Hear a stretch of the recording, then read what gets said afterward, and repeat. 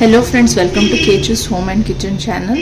ಇವತ್ತು ನಾನು ನಿಮಗೆ ಹೂಕೋಸು ಹಾಗೆಯೇ ಬಟಾಣಿ ಸಾರು ಹೇಗೆ ಮಾಡೋದಂತ ಹೇಳ್ಕೊಡ್ತಾ ಇದ್ದೀನಿ. ಇದಕ್ಕೆ ಮೊದಲಿಗೆ ನಾವು ಬಟಾಣಿನ ಬೇಯಿಸ್ಕೋಬೇಕು. ನಾನಿಲ್ಲಿ ಮೊಳಕೆ ಬರ್ಸಿರೋ ಬಟಾಣಿ ತೊಗೊಂಡಿದ್ದೀನಿ.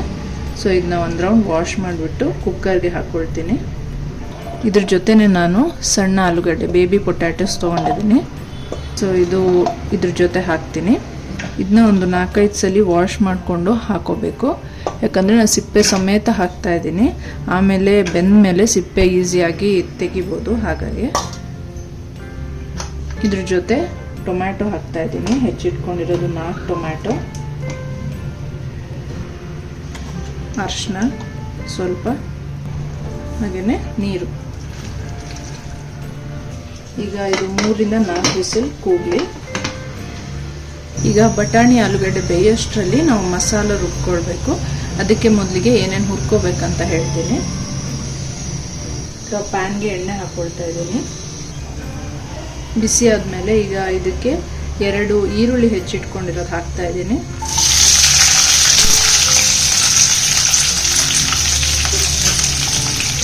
ಹಾಗೆಯೇ ಶುಂಠಿ, ಬೆಳ್ಳುಳ್ಳಿ 1 ಫುಲ್ ಹಾಕಬೇಕು. ಶುಂಠಿ ಒಂದು 1/4 ಇಂಚ್ ಹಾಕೊಳ್ಳಿ. ಈಗ ಸ್ವಲ್ಪ ಫ್ರೈ ಆಗಲಿ.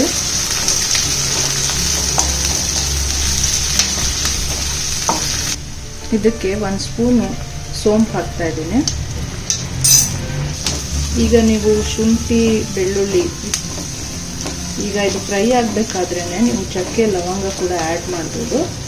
ನಾನು ಗರಂ ಮಸಾಲ ಪೌಡರ್ ಹಾಕ್ತಾ ಇದ್ದೀನಿ. ಹಾಗಾಗಿ ಚಕ್ಕೆ, ಲವಂಗನ ಸ್ಕಿಪ್ ಮಾಡ್ತಾ ಇದ್ದೀನಿ. ಈಗ ಇಲ್ಲಿ ಬಟಾಣಿ ಆಲೂಗಡ್ಡೆ ಎಲ್ಲ ಬೆಂದಿದೆ. ಈಗ ಮೊದಲಿಗೆ ನಾನು ಬರೀ ಆಲೂಗಡ್ಡೆ ತೆಗೆದುಬಿಟ್ಟು ಸಿಪ್ಪೆ ತೆಕ್ಕೊಬಿಡ್ತೀನಿ. ಈಗ ಈರುಳ್ಳಿ ಚೆನ್ನಾಗಿ ಬಾಡಿದೆ. ಈಗ ನಾನು ಇದಕ್ಕೆ ಕಾಯಿ ತುರಿ ಹಾಕ್ತಾ ಇದ್ದೀನಿ. ಅರ್ಧ ಪೀಸ್ ಕಾಯಿ ತುರಿನ ತುರಿದ್ಬಿಟ್ಟು ಹಾಕ್ಕೊಳ್ಬೇಕು. ಈಗ ಕಾಯಿ ತುರಿ ಮೊದಲಿಗೆ ಸ್ವಲ್ಪ ಫ್ರೈ ಆಗಲಿ. ಈಗ ಕಾಯಿ ತುರಿನ 1-2 ನಿಮಿಷ ಹುರ್ಕೊಂಡಿದ್ದೀನಿ. ಕೆಂಪಗಾಗಬೇಕಂತ ಏನಿಲ್ಲ, ಹಾಗೆ ಸ್ವಲ್ಪ ಬಾಡಿಸ್ಕೊಂಡ್ರೆ ಸಾಕು. ಇದಕ್ಕೆ ನಾನೀಗ ಧನಿಯಾ ಪೌಡರ್ ಹಾಕ್ತೀನಿ. 2 ಸ್ಪೂನ್ಸ್ ಹಾಕ್ತೀನಿ. ಹಾಗೆಯೇ ಅಚ್ಕಾರದ ಪುಡಿ, ಇದು ಕಾಶ್ಮೀರಿ ರೆಡ್ ಚಿಲ್ಲಿ ಪೌಡರ್, ಖಾರ ಜಾಸ್ತಿ ಇರಲ್ಲ. ಇದು 1 ಸ್ಪೂನ್ ಹಾಕ್ತೀನಿ.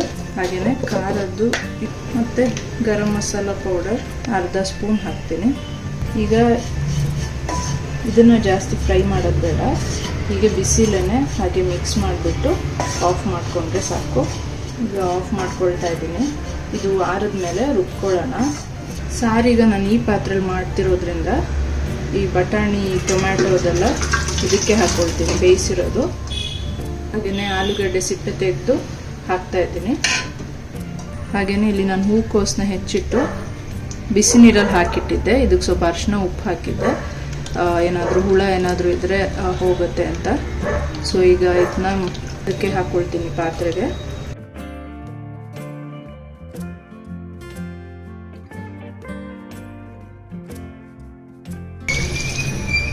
ನಾನು ಸ್ವಲ್ಪ ನೀರು ಆ್ಯಡ್ ಮಾಡ್ತೀನಿ.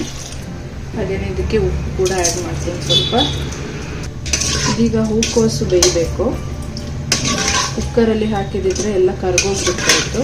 ಹಾಗಾಗಿ ಇದನ್ನ ಸಪ್ರೇಟಾಗಿ ಇವಾಗ ಬೇಯಿಸ್ಕೊಳ್ತಾ ಇದ್ದೀನಿ. ಈಗ ಹಾಕ್ಕೊಂಡಿರೋ ಮಸಾಲನ ಜಾರ್ಗೆ ಹಾಕಿಬಿಟ್ಟು ರುಬ್ಕೊಳ್ಳೋಣ. ಹಾಗೆಯೇ ಸ್ವಲ್ಪ ಕೊತ್ತಂಬರಿ ಸೊಪ್ಪು ಹಾಕ್ಕೊಂಡು ನೀರು ಹಾಕ್ಕೊಂಡು ನುಣ್ಣಗೆ ರುಬ್ಕೋಬೇಕು.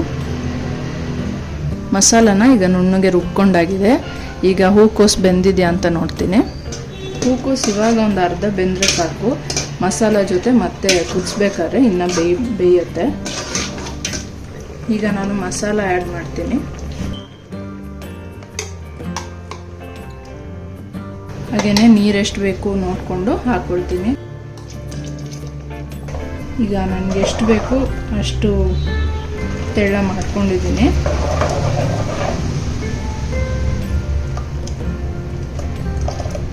ಉಪ್ಪನ್ನ ಸ್ವಲ್ಪ ಒಂದು ಕುದಿ ಬಂದಮೇಲೆ ಹಾಕ್ತೀನಿ. ಯಾಕಂದರೆ ಆಲ್ರೆಡಿ ಉಪ್ಪು ಹಾಕಿದ್ದೀನಿ. ಹಾಗಾಗಿ ಎಷ್ಟು ಬೇಕಂತ ಆಮೇಲೆ ನೋಡಿಕೊಂಡು ಉಪ್ಪು ಹಾಕ್ಕೊಳ್ತೀನಿ. ಈಗ ಮೀಡಿಯಮ್ ಫ್ಲೇಮಲ್ಲಿ ಚೆನ್ನಾಗಿ ಕುದೀಲಿ. ಈಗ ಸಾರು ಕುದೀತಾ ಇದೆ. ಏನೇನು ಉಪ್ಪು ಖಾರ ಎಲ್ಲ ಕರೆಕ್ಟಾಗಿದೆ, ಹೂಕೋಸು ಕೂಡ ಚೆನ್ನಾಗಿ ಬೆಂದಿದೆ. ಈಗ ಇದಕ್ಕೆ ನಾವು ಒಗ್ಗರಣೆ ಹಾಕ್ಕೊಳ್ಳೋಣ. ಸ್ವಲ್ಪ ಎಣ್ಣೆ ಹಾಕ್ತೀನಿ. ಇದಕ್ಕೆ ಈಗ ಸಾಸಿವೆ ಹಾಗೆಯೇ ಕರಿಬೇವು ಆಫ್ ಮಾಡ್ತೀನಿ.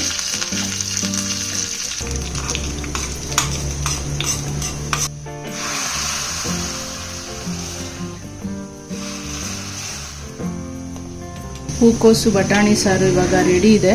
ನೀವು ಮನೇಲಿ ಟ್ರೈ ಮಾಡಿ ಹೇಗಿತ್ತು ಅಂತ ತಿಳಿಸಿ. ಹಾಗೆಯೇ ವಿಡಿಯೋ ಇಷ್ಟ ಆಗಿದ್ರೆ ಲೈಕ್ ಮಾಡಿ, ಶೇರ್ ಮಾಡಿ, ಚಾನಲ್ನ ಸಬ್ಸ್ಕ್ರೈಬ್ ಮಾಡಿ. ನೆಕ್ಸ್ಟ್ ವಿಡಿಯೋದಲ್ಲಿ ಮತ್ತೆ ಸಿಗ್ತೀನಿ. ಅಲ್ಲಿವರೆಗೂ ಬಾಯ್.